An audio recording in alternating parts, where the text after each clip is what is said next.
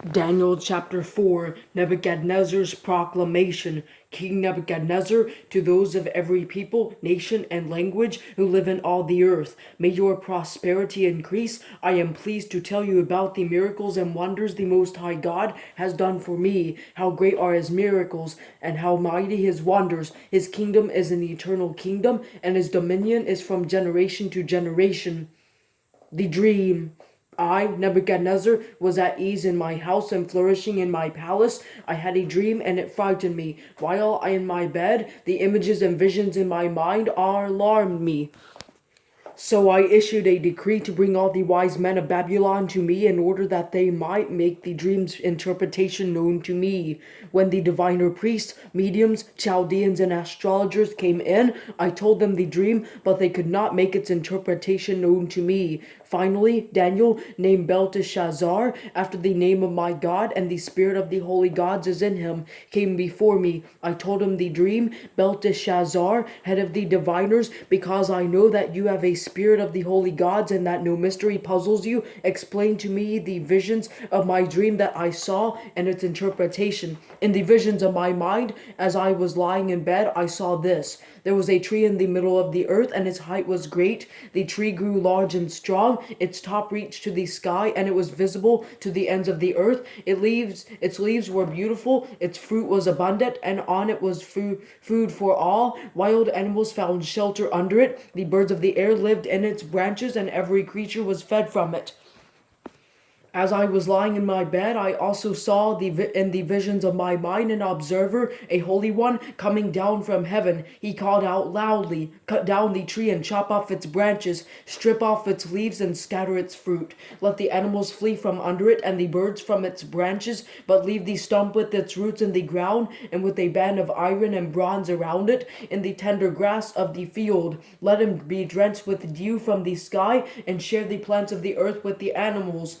Let his mind be changed from that of a man, and let him be given the mind of an animal for 7 periods of time. This word is by decree of the observers. The matter is a command from the holy ones. This is so the living will know that the Most High is ruler over the kingdom of men. He gives it to anyone he wants and sets the lowliest of men over it. This is the dream that I, King Nebuchadnezzar, had.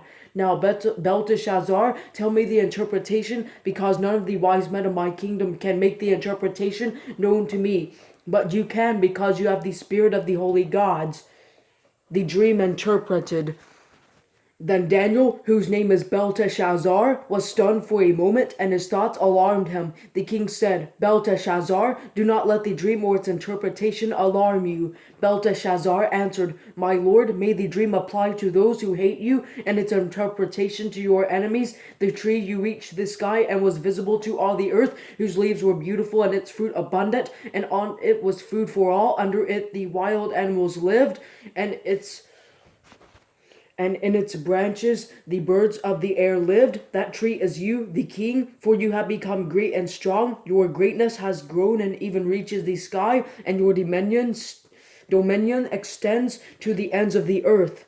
The king saw an observer, a holy one, coming down from heaven and saying, Cut down the tree and destroy it, but leave the stump with its roots in the ground and with a band of iron and bronze around it. In the tender grass of the field, let him be drenched with dew from the sky and share food with the wild animals for 7 periods of time.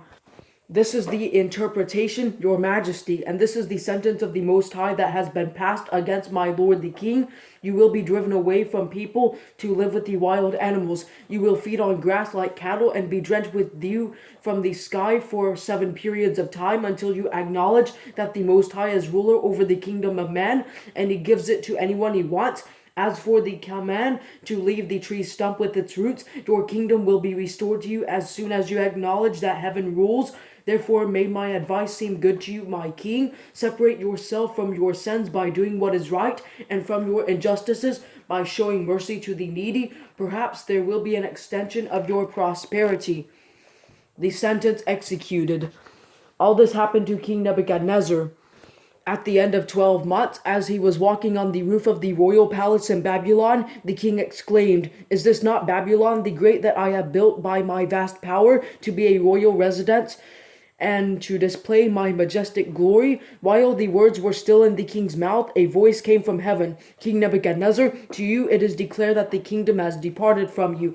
You will be driven away from people to live with the wild animals, and you will feed on grass like cattle for 7 periods of time, until you acknowledge that the Most High is ruler over the kingdom of man, and he gives it to anyone he wants. At that moment, the sentence against Nebuchadnezzar was executed. He was driven away from people. He ate grass like cattle, and his body was drenched with dew from the sky, until his hair grew like eagle's feathers, and his nails like birds' claws. Nebuchadnezzar's praise. But at the end of those days, I, Nebuchadnezzar, looked up to heaven, and my sanity returned to me. Then I praised the Most High, and honored and glorified him who lives forever. For his dominion is an everlasting dominion, and his kingdom is from generation to generation.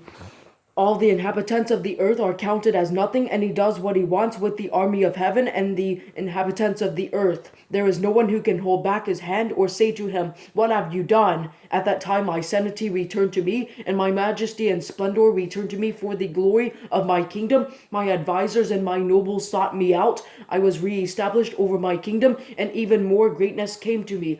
Now I, Nebuchadnezzar, praise, exalt, and glorify the King of heaven, because all his works are true and his ways are just. He is able to humble those who walk in pride.